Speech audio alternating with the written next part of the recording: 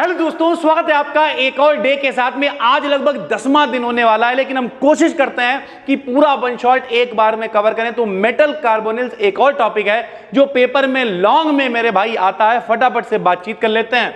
भैया मेटल का मतलब होता है धातु। धातु क्या होती है? धा से याद कर लो भैया। धा से धनायन, धा से धातु, जिसके ऊपर भी प्लस आता है। जैसे Na के ऊपर क्या होता है? प्लस होता है, तो ये मेटल है यानी धातु है। भैया Li के ऊपर क्या होता है? प्लस होता है, तो ये धातु है।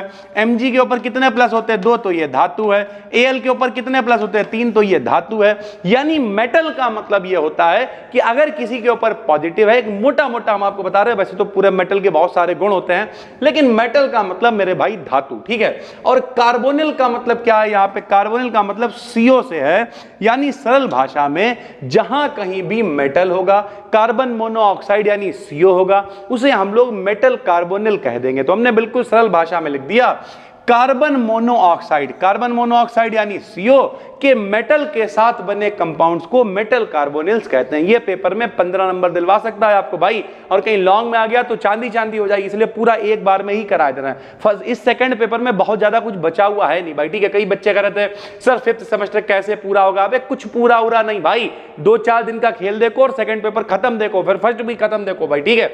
और फिजिक्स की भी आज से वीडियोस लेके आ रहे हैं BD एंड BSc पे। तो कार्बन मोनोऑक्साइड के मेटल के साथ बने कंपाउंड को मेटल कार्बोनिल कहते हैं।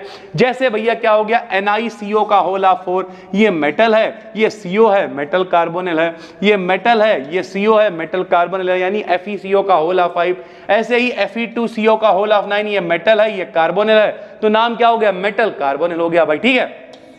उसके बाद मेथड्स ऑफ प्रिपरेशन, इसे आप बनाओगे कैसे? सबसे ज्यादा इंपॉर्टेंट यही है कि कैसे बनता है, तो ये आपसे पूछा जा सकता है। तो नंबर 1 तो है direct addition of metal and carbon monoxide. यानी क्या है भैया? मेटल कार्बोनिल बनाना है, सीधे सीधे डायरेक्ट मेटल उठा लो, डायरेक्ट कार्बन मोनोऑक्साइड उठा लो, दोनों को मिला दो, भैया क्या बन जाएगा? मेटल कार्बोनिल बन जाएगा। लो देखो सर जी कैसे बनाएंगे। सबसे पहले मेटल ले लिया यानी Na ले लिया, साथ में क्या ले लिया भाई? कार्बन मोनोऑक्साइड ले लिया, दोनों मिलेंगे क्या बनेगा? Metal carbonyl. ये देखो NiCO का होल ऑफ 4 बन गया। भैया टेंपरेचर 40 डिग्री लिया है, वो आप देख लेना, ठीक है। उसी तरीके से Fe ले लिया, साथ में CO यानी कार्बोनिल ले लिया, मेटल मिला, कार्बोनिल बना, 180 से 200 पे गर्म कर दिया। सर जी ऐसे चील बिलंगुआ बनाया, ये क्या है मेरे भैया? इसे हम लोग कहते हैं रिवर्सिबल। रिवर्सिबल का मतलब क्या होता है? जो रिएक्शन दोनों डायरेक्शन में हो सकती है, यानी इन दोनों से हम इसे बना सकते हैं और इससे हम लोग इसे बना सकते हैं। तो इसे हम लोग क्या कह देंगे? इसे हम लोग कहेंगे मेटल कार्बोनिल कहेंगे। रिवर्सिबल के थ्रू हम लोगों ने बना दिया भाई, ठीक है। तो ये रिवर्सिबल है। 180 से 200 पे हम लोगों ने गर्म किया और क्या बन गया सर जी? FeCO का होल ऑफ 5। यानी बिल्कुल आसान है। हम लोग पहला मेथड कौन सा इस्तेमाल कर रहे हैं? डायरेक्ट, कि भैया NiCO का होल ऑफ 4 बनाना है, Ni उठा लो, 4 CO उठा लो, मिला दो, बन गया। FeCO का होल ऑफ 5 बनाना है, Fe उठा लो, CO उठा लो, 5 मिला दो, बन गया। यानी मेटल कार्बोनिल को मेटल प्लस कार्बोनिल की हेल्प से हम लोग बना सकते हैं भाई, ठीक है। दूसरा तरीका सर जी क्या है? दूसरा तरीका है इनडायरेक्ट सिंथेसिस इन्वॉल्विंग ग्रिग्नॉर्ड रिएजेंट। यानी डायरेक्ट सिंथेसिस नहीं होगी, सीधे सीधे नहीं बनाएंगे, बल्कि हम लोग क्या करेंगे? ग्रिग्नॉर्ड रिएजेंट का इस्तेमाल कर लेंगे। भाई आप लोग 5th सेमेस्टर में हो तो आपको इतना तो पता ही चल गया होगा कि ग्रिग्नॉर्ड रिएजेंट क्या होता है। सर जी RMgX वाले यौगिक जो है उन्हें ग्रिग्नॉर्ड रिएजेंट कहते हैं। सर जी RMgX क्या होता है? R का मतलब होता है एल्किल ग्रुप, वो CH3 हो सकता है, ठीक है सर जी, C2H5 हो सकता है। Mg का मतलब तो Mg ही चलेगा। X का मतलब हाइड्रोजन होता है, क्लोरीन है, ब्रोमीन है, आयोडीन है, ये सब हो सकते हैं मेरे भाई, ठीक है।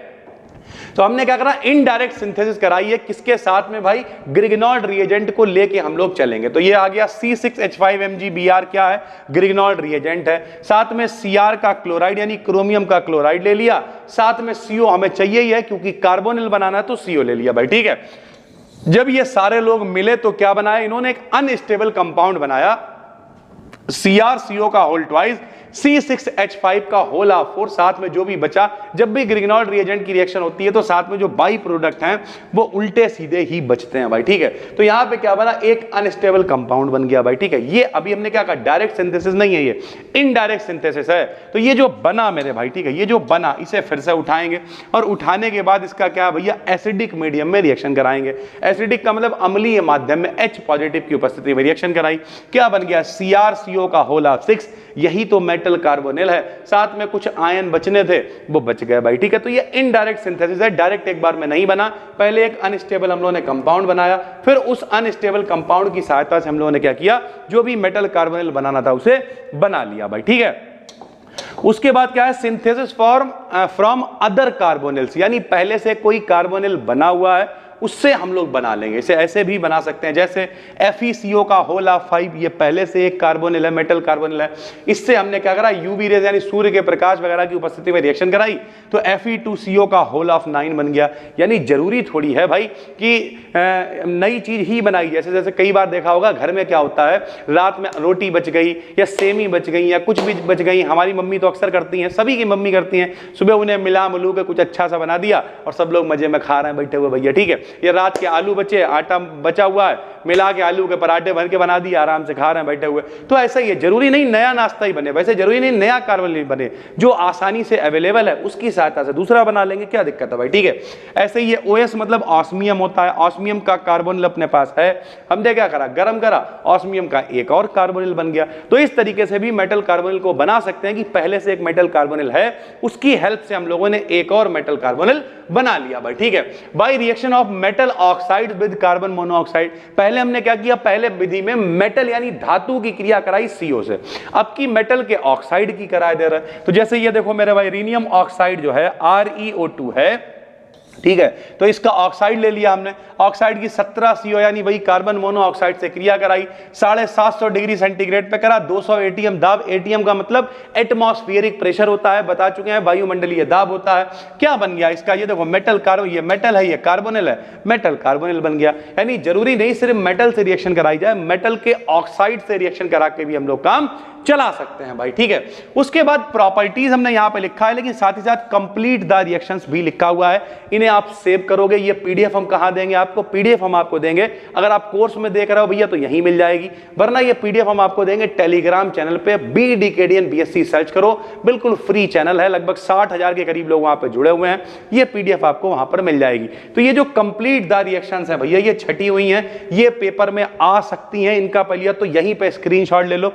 पेपर में आपसे क्या करेगा, मान लिया आपको ऐसे दे देगा भाई, ठीक है, कि केवल Na+4CO दे दिया और ऐसे करके यहां पे ब्लैंक दे दिया, आपको भरने को कह देगा। तो Na और CO मिलके NiCO का होल ऑफ 4 बनाएंगे, सीधी सी बात है। Fe और 5 CO बन के FeCO का होल ऑफ 5 बनाएंगे।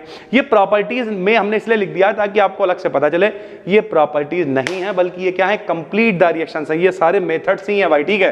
कि भैया Cr का हमने CO के साथ में ये मेटल कार्बोनिल बना लिया, ये इससे भैया एक पहले से मेटल कार्बोनिल मान लिया, कुछ भी है उससे एक और मेटल कार्बोनिल बना लिया, यानी कुल मिला के CO2 का CO का होल ऑफ 8, CO4 CO का होल ऑफ 12 बन गया भाई, ठीक है। ऑस्मियम का एक ऑक्साइड था, इससे ऑस्मियम का हमने क्या बना लिया, कार्बोनिल बना लिया, ठीक है सर जी। उसके अलावा क्या है, ये देखो W माने क्या होता है, टंगस्टन होता है, टंगस्टन का क्लोराइड था, उससे हमने क्या बनाया, टंगस्टन का कार्बोनिल बना लिया। इसी तरीके से ये वाला तो अभी हमने ऊपर ही लिखी थी रिएक्शन। तो ये कुछ रिएक्शंस हैं मेरे भाई, जो रियलिटी में ये है, यहाँ पे प्रॉपर्टीज में लिखी हुई जरूर है, लेकिन ये प्रॉपर्टीज नहीं है।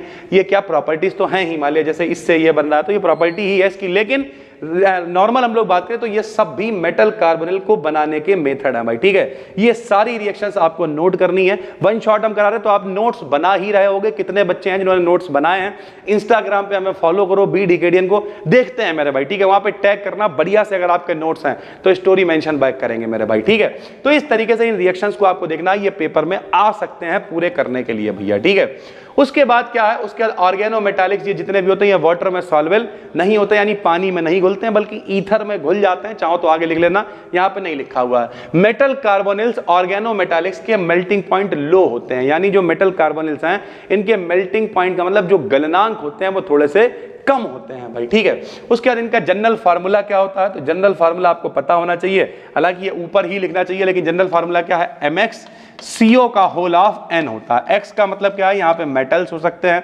N का मतलब CO 1 2 3 4 5 6 कितने भी हो सकते हैं। इसी आधार पे हम क्लासिफिकेशन कर देंगे। क्लासिफिकेशन सर जी कैसे करेंगे, कि अगर जो मेटल है वो एक है, यानी जो मेटल का अणु है वो सिर्फ एक है, तो उसे मोनोन्यूक्लियर कार्बोनिल कह देते हैं। ये पेपर में आया हुआ है भाई, ठीक है।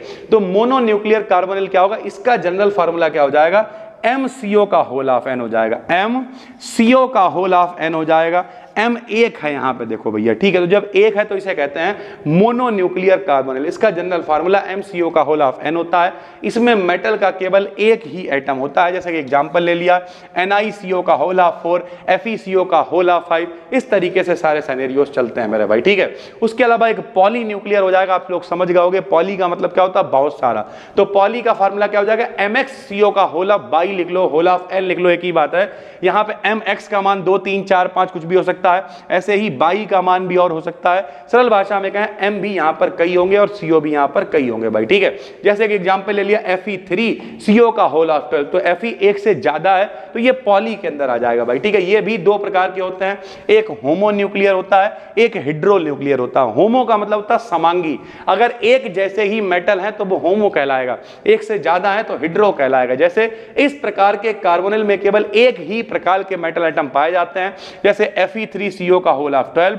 हिड्रो में बात करें तो MnReCO का होल ऑफ 10। इसमें अलग अलग है भाई, Mn अलग मेटल है, Re अलग मेटल है, एक से ज्यादा है इसलिए क्या कहलाएगा, ये पॉली वाला कहलाएगा, लेकिन अलग अलग है इसलिए हिड्रो न्यूक्लियर है ये। इसमें एक से ज्यादा तो है लेकिन एक ही है, Fe ही दिख रहा है केवल भाई। जब केवल Fe दिख रहा है तो ये होमो न्यूक्लियर कहलाएगा मेरे भाई, ठीक है। उम्मीद करते हैं आपको समझ में आ गया होगा। ये पूरा मेटल कार्बोनिल है। आज गणेश चतुर्थी भी है, गणेश जी की स्थापना हर बार हम लोग करते थे, इस बार अभी कुछ प्लानिंग नहीं हो पाई क्योंकि टाइम की बहुत दिक्कत है।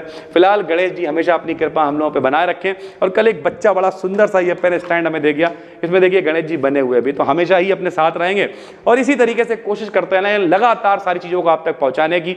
जो बच्चे भी पहली बार देख रहे हो भाई, चैनल को कर लो सब्सक्राइब, बड़ा हौसला मिलता है भाई, ठीक है। लोग कितना देखते हैं उससे मतलब नहीं है, कौन देख रहा है उससे मतलब है, क्या जो क्वालिटी हम पहुंचाना चाह रहे हैं लोगों तक वो पहुंच पा रही है। अगर हाँ तो मेरे भाई बस फटाफट से चैनल को करो सब्सक्राइब, टेलीग्राम पे जाके ज्वाइन कर लेना BDCAD BSc को, लगातार आपके लिए कंटेंट लाते रहते हैं। और अगर आप वाकई में सिलेबस को जानते हो तो सेकंड पेपर का सिलेबस बहुत ज्यादा नहीं बचा हुआ। हीमोग्लोबिन, मायोग्लोबिन, इसेंशियल एलिमेंट्स और कुछ चीजों को अगर हम हटा दें तो लगभग सेकंड पेपर आपका खत्म हो गया है। तो अब बिल्कुल भी टेंशन नहीं लेनी है, फटाफट से आपका फर्स्ट पेपर भी करा देंगे, यानी सितंबर के खत्म होते होते ये सारा का सारा ड्रामा खत्म हो जाए। और अगर आपका पेपर फिर अक्टूबर में, नवंबर में, दिसंबर में भी होता है तो आप आराम से अपनी तैयारी करके पेपर दे सकते हो। फिर मिलते हैं, तब तक के लिए धन्यवाद, थैंक यू।